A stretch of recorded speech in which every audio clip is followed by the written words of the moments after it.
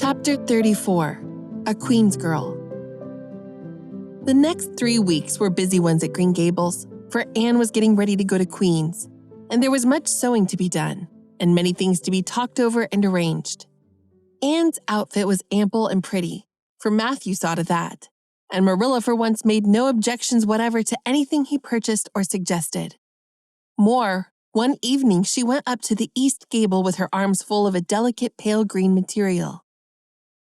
"Anne, here's something for a nice light dress for you. I don't suppose you really need it. You've plenty of pretty waists, but I thought maybe you'd like something real dressy to wear if you were asked out anywhere of an evening in town, to a party or anything like that. I hear that Jane and Ruby and Josie have got evening dresses, as they call them, and I don't mean you shall be behind them. I got Mrs. Allen to help me pick it out in town last week, and we'll get Emily Gillis to make it for you. Emily has got taste, and her fits aren't to be equaled." "Oh, Marilla, it's just lovely," said Anne. "Thank you so much. I don't believe you ought to be so kind to me. It's making it harder every day for me to go away." The green dress was made up with as many tucks and frills and shearings as Emily's taste permitted. Anne put it on one evening for Matthew's and Marilla's benefit, and recited the maiden's vow for them in the kitchen. As Marilla watched the bright, animated face and graceful motions, her thoughts went back to the evening Anne had arrived at Green Gables, and memory recalled a vivid picture of the odd, frightened child in her preposterous yellowish-brown wincey dress, the heartbreak looking out of her tearful eyes. Something in the memory brought tears to Marilla's own eyes. "I declare, my recitation has made you cry, Marilla," said Anne gaily, stooping over Marilla's chair to drop a butterfly kiss on that lady's cheek. "Now, I call that a positive triumph." "No, I wasn't crying over your piece," said Marilla, who would have scorned to be betrayed into such weakness by any poetry stuff. "I just couldn't help thinking of the little girl you used to be, Anne, and I was wishing you could have stayed a little girl, even with all your queer ways. You've grown up now, and you're going away, and you look so tall and stylish and so different altogether in that dress, as if you didn't belong in Avonlea at all, and I just got lonesome thinking of it all over." "Marilla!" Anne sat down on Marilla's gingham lap, took Marilla's lined face between her hands, and looked gravely and tenderly into Marilla's eyes. "I'm not a bit changed. Not really. I'm only just pruned down and branched out. The real me, back here, is just the same. It won't make a bit of difference where I go or how much I change outwardly. At heart, I shall always be your little Anne, who will love you and Matthew and dear Green Gables more and better every day of her life." Anne laid her fresh young cheek against Marilla's faded one and reached out a hand to pat Matthew's shoulder.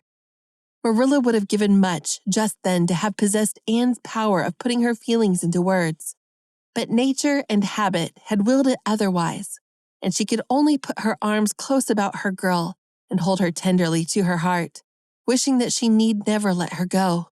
Matthew, with a suspicious moisture in his eyes, got up and went out of doors. Under the stars of the blue summer night, he walked agitatedly across the yard to the gate under the poplars. "Well now, I guess she ain't been much spoiled," he muttered proudly.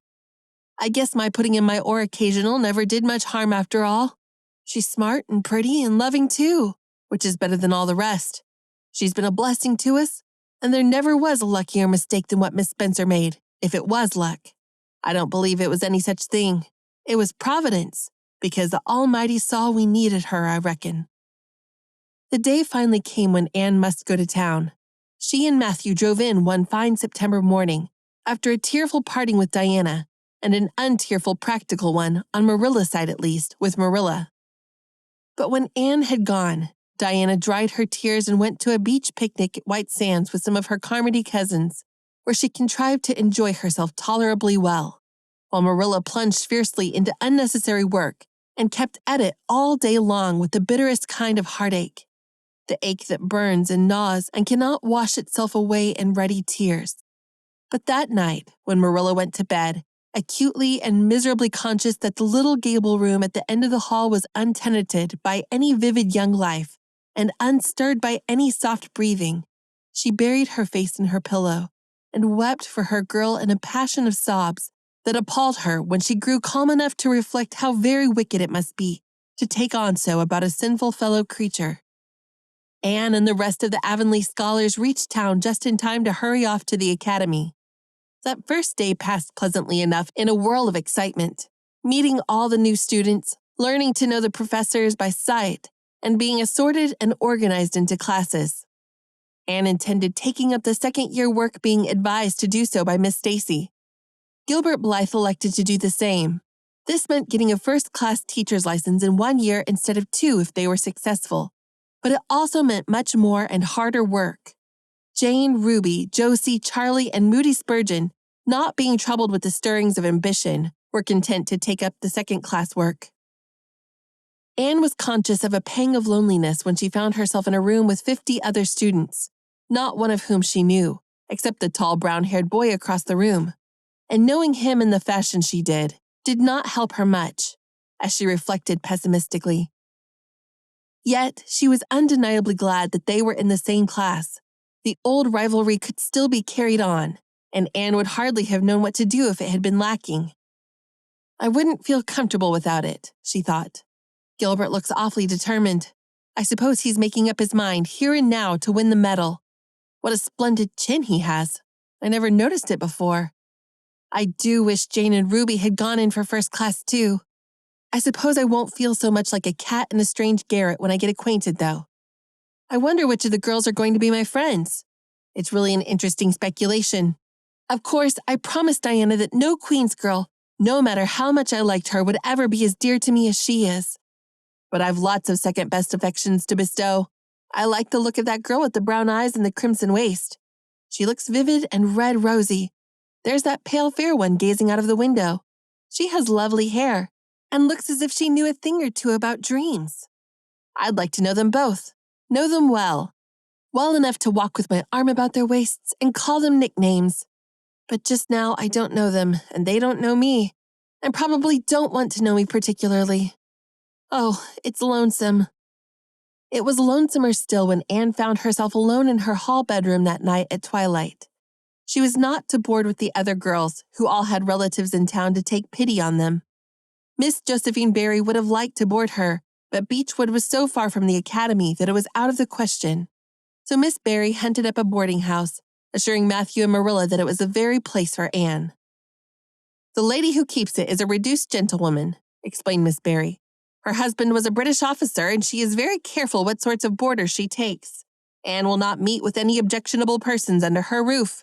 The table is good, and the house is near the academy, in a quiet neighborhood. All this might be quite true, and indeed proved to be so, but it did not materially help Anne in the first agony of homesickness that seized upon her. She looked dismally about her narrow little room, with its dull-papered, pictureless walls, its small iron bedstead, and empty bookcase, and a horrible choke came into her throat as she thought of her own white room at Green Gables, where she would have the pleasant consciousness of a great green still outdoors, of sweet peas growing in the garden, and moonlight falling on the orchard, of the brook below the slope, and the spruce boughs tossing in the night wind beyond it, of a vast starry sky, and the light from Diana's window shining out through the gap in the trees. Here, there was nothing of this. Anne knew that outside of her window was a hard street, with a network of telephone wires shutting out the sky, the tramp of alien feet, and 1,000 lights gleaming on stranger faces. She knew that she was going to cry, and fought against it. I won't cry.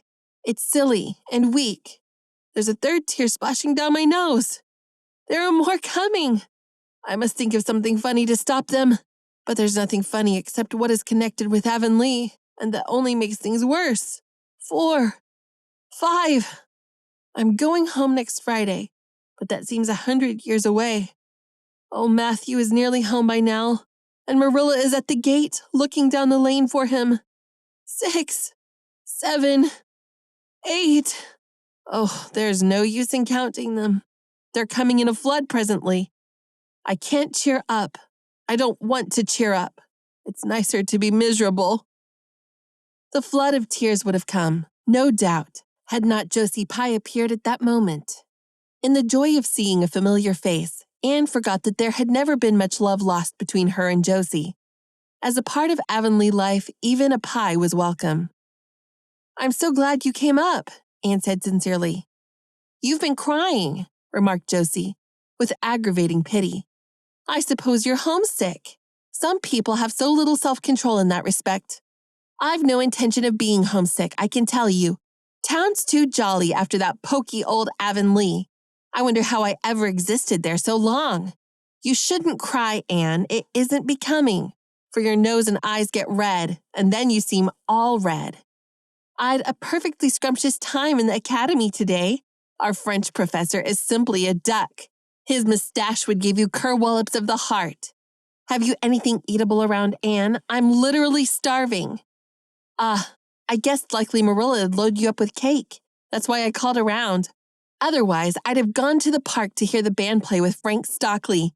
He boards the same place as I do, and he's a sport. He noticed you in class today and asked me who the red-headed girl was. I told him you were an orphan that the Cuthberts had adopted, and nobody knew very much about what you'd been before that. Anne was wondering if, after all, solitude and tears were not more satisfactory than Josie Pye's companionship when Jane and Ruby appeared, each with an inch of Queen's color ribbon, purple and scarlet, pinned proudly to her coat.